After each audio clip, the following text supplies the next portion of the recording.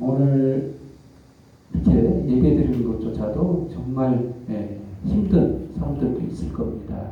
이렇게 코로나 때문에도 그렇고 또한 물난리가 우리나라에 이렇게 엄습함으로써 많은 사람들이 피해를 입고 정말 고통받고 있는 이 상황 속에서 예배조차도 못 드리는 그런 사람도 있을 거라고 생각됩니다.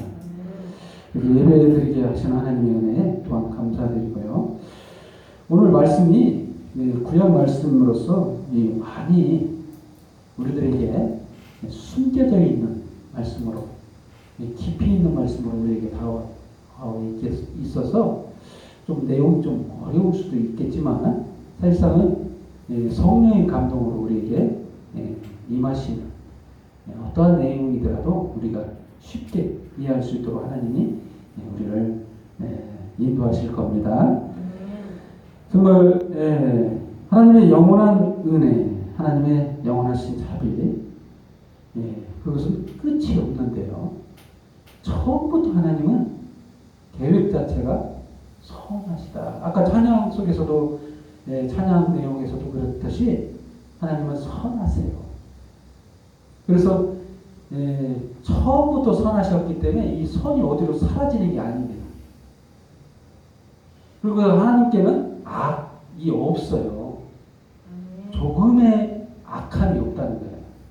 우리를 볼 때, 그래서 인간을 볼 때는 이 나쁜 생각, 나쁜 짓을 하잖아요. 그래서 그 생각 때문에 이 나쁜 결과로 나오기도 하지만 인간처럼 하나님은 이 악이라는 게 없어요. 그래서 계획 자체도 선하시고 이 진행할 때도 선하고 결말도 선한 게 하나님의 그런 인도하심이고 우리를 향하신 하나님의 은혜도 그렇습니다. 그래서 오늘 본문을 통해서 어떻게 하나님이 우리에게 영원한 자비를 베푸셨는가, 어째서 하나님은 선하신 건가, 그런 내용이 오늘 녹아져 있는 본문이라고 볼 수 있어요. 하나님의 말씀을 통해 저와 여러분이 큰 은혜를 받는 이 시간이 되기를 예수님의 이름으로 축원드립니다. 첫 번째로 하나님은 이렇게 말씀하십니다. 홀로 든 여인의 승리, 홀로 든 여인이 승리하신대요. 홀로 든 여인이 승리한대요. 이게 무슨 말일까? 이게 뜬금없는 말처럼 보이는데 이 홀로 든 여인, 이 배경을 먼저 설명해야 되겠죠. 이건 구약에 있는 배경, 또한 그 중동 지역에 있는 여인들의 배경 속에서 이해를 좀 해야 돼요. 이 중동에서는 여인들에게 가장 큰 무기가 뭐냐? 자녀가 있고 없고가 이게 굉장히 큰 중심이 되는 그 여인의 운명이 결정되는. 그래서 어떤 배경이 있냐면 이 아브라함에게 두 아내가 있죠. 근데 자식이 없고 이꼬로서 굉장히 그 입지가 결정이 돼요. 또한 그것뿐만이 아니라 아브라함 얘기뿐만이 아니라 야곱도 그러죠. 야곱도 아내가 4명이나 되는데 자녀가 없던 그 나헬, 그 입지가 엄청 곤란했었죠. 이 여인들은 이 자녀 있고 없고가 이렇게 중요한 중동 지역의 문화권에서 이해를 해야 돼요. 그래서 홀로 된 홀로 된 여인에게는 이게 좀 언어가 좀 정확하게 홀로 된 여인, 어떻게 남편이 없는 여인이라는 의미잖아요. 그 반대 개념으로 남편이 있는 자, 홀로 된 여인, 이 대치되는 상황이잖아요. 이것은 그 배경 속에서 좀 이해하지만 또한 누구를 두고 염두에 두고 하신 말씀이냐면 남편이 있는 사람은 우리가 다 알잖아요. 남편들이 있기 때문에 아내가 있고 해서 자녀를 잉태하는 것을 우리가 익히 다 경험을 해보기도 하고 알기 때문에 누군지 다 알잖아요. 그렇지만 이 홀로 된 여인이 도대체 누군가? 이건 모르겠잖아요. 잘 이해를 못할 거예요. 홀로 된 여인은 이 인류 역사상 딱 한 사람이 있었어요. 홀로 된 여인. 이 홀로 된 여인은 바로 예수 그리스도를 잉태하신 이 마리아 밖에 없어요. 근데 홀로 된 여인이 자식을 낳는다. 이거는 그게 딱 한 사람밖에 없는 거예요. 아니 남편이 없는데도 자식이 있다. 이런 사람은 딱 없어요. 이게 생물학적으로 불가능해요. 그래서 인류 역사상에 딱 한 사람이 있었을 뿐이에요. 그분이 바로 마리아. 예수 그리스도를 잉태하신 마리아뿐. 이 마리아는 어떻게 생겨난 건가 자식이? 그러면 성령의 감동으로 잉태했다고 성경이 기록하고 있죠. 복음서에. 그렇습니다. 이거는 생물학적 방법을 통해서 잉태한 자식이 아닌 성령의 하나님의 영원한 자비를 통해서 우리를 구원하시려고 계획하신 하나님의 방법으로 잉태하신 거라는 거예요. 그래서 홀로 된 여인이 어떻게 됩니까? 홀로 된 여인이 남편 있는 자식보다 자식이 많대요. 남편이 있는 자의 자식은 결국에는 우리가 저도 저희 부모님이 7번째로 낳았는데 사실상 그 낙타가 죽은 것까지 포함하면 9번째 제가 기회예요. 그래서 많이 낳았죠 옛날에. 근데 사람이 낳을 수 있다고 했을 때 12명까지 제가 듣기엔 그 정도까지 낳았다고 하는데 더 낳은 사람도 있겠죠. 그래서 남편 있는 자식은 한계가 있어요. 많이 낳지 못하죠. 어쨌든. 그런데 그 자식보다 더 많다. 예수 그리스도를 통해서 하나님의 자녀가 되는 그 자녀가 더 많다는 것을 이 문학적으로 지금 여기서 이사야 선지자를 통해서 문학적으로 홀로 된 여인의 자식이 많다. 이것을 기록하고 있다는 거죠. 오늘 본문을 통해서. 그래서 결국에는 이건 뭐냐면 승리를 말합니다. 이게 문학적으로 이해를 하셔야 되는데 그 중동 문화권에서 이 여인의 자녀 있고 없음이 이게 우리나라에서는 이해가 안 돼요. 이게 일부 일처제니까 중동에서는 일부 다처제예요. 그것은 승리, 이기고 지고의 문제예요. 근데 누가 이기냐? 홀로 된 여인이 이긴대. 그래서 그 자녀 있고 없고의 문제보다도 더 깊은 내면의 그 문제가 있는데 우리들의 죄 문제의 승리예요. 이것은 깊이 더 들어가 보면 우리들의 죄악의 문제를 해결하실 분이 누구냐 했을 때 바로 예수 그리스도의 홀로 된 여인을 통해서 난 예수 그리스도의 보혈의 피를 통해 십자가의 구속 아니고는 인류가 구원받을 길이 없다. 오직 승리는 예수님 뿐이라는 것을 이렇게 문학적인 구조를 통해서 우리에게 선지자 이사야의 글을 통해 이렇게 말씀하고 계시는 거예요. 놀라운 하나님의 은혜를 기록하고 있습니다. 정말 놀랍지 않습니까? 하나님께서는 우리를 구원하시려고 이 홀로 된 여인을 준비하셨다. 이런 것을 오늘 이사야 선지자의 글을 통해서 말씀하고 있는 겁니다. 그러나 또한 두 번째로 처음부터 자비하신 하나님. 하나님께서는 자비하신, 선하시고 자비하시고 긍휼이 많으신 하나님. 우리가 이해하기에 어려울 수도 있어요. 우리의 현 환경. 예를 들어서 우리가 죽을 만큼 절박한 상황에 놓여 있을 때 우리가 이 하나님의 자비를 깨달을 수 있을까? 오늘날과 같이 코로나 때문에 힘들고 물난리 때문에 힘들고 또한 그 구약에서도 예를 들어서 오늘 본문 말씀에서도 그러죠.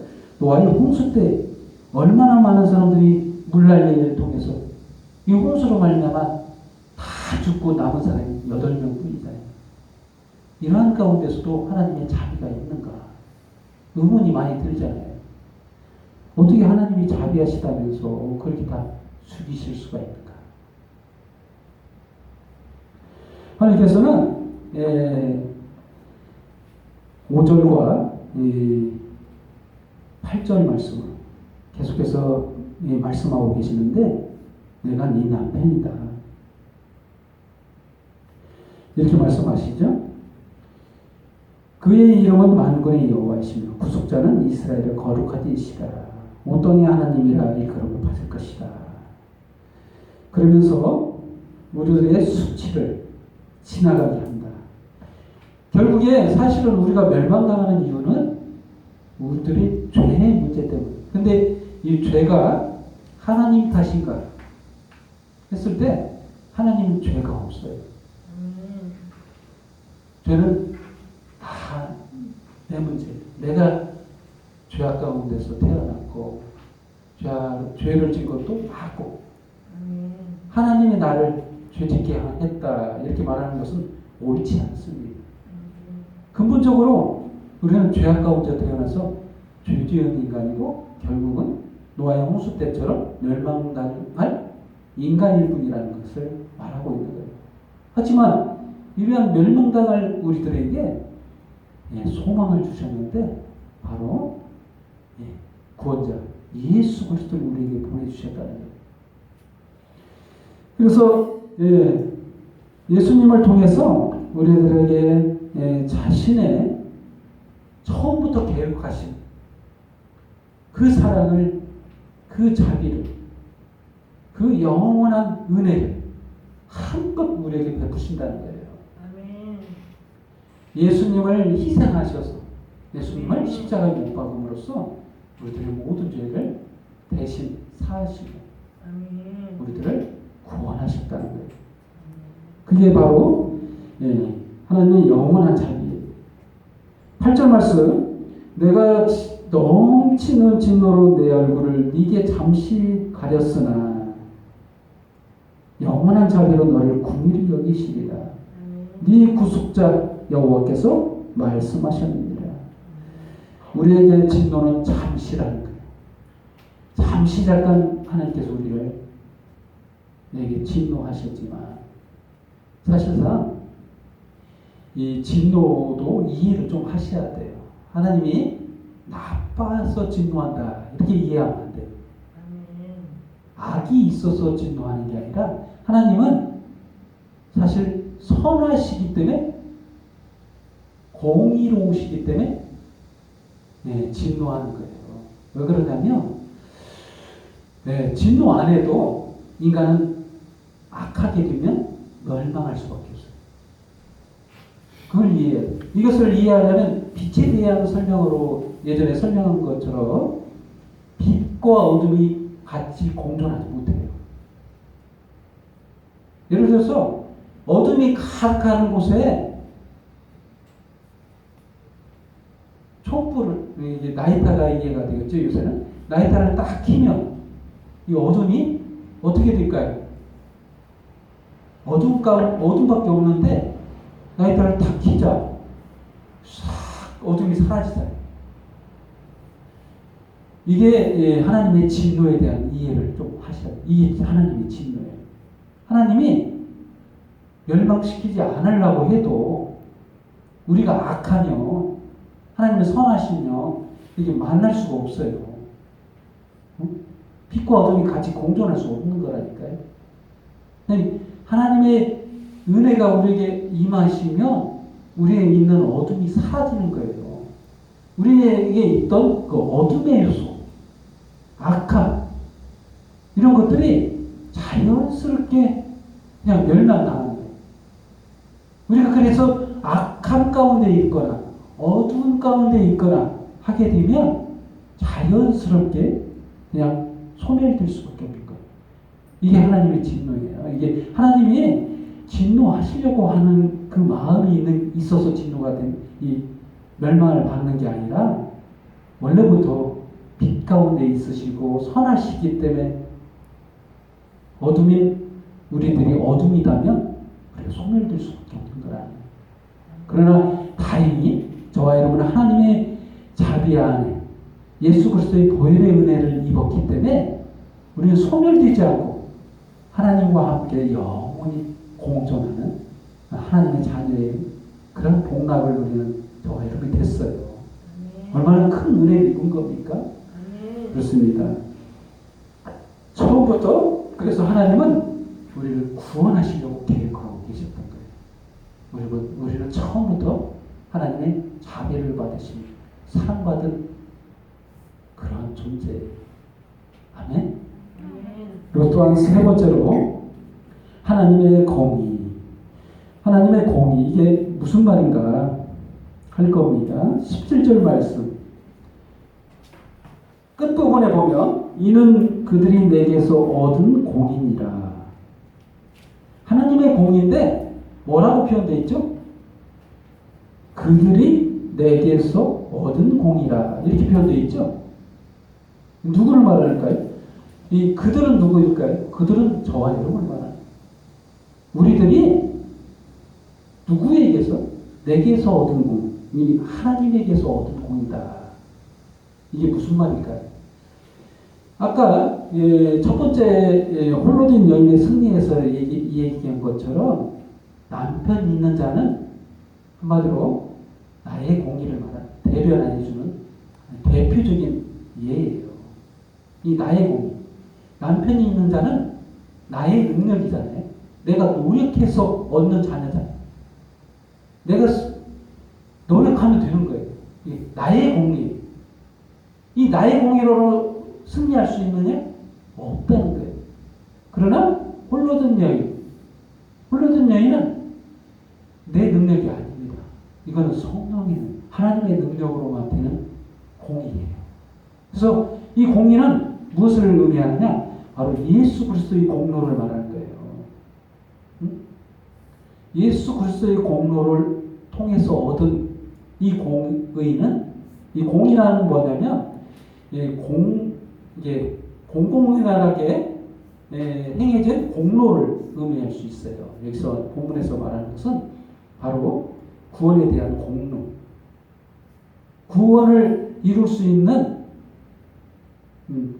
합법적인 공의가 있느냐 우리에게. 나의 공의로는 절대 구원에 이룰 수 없어요.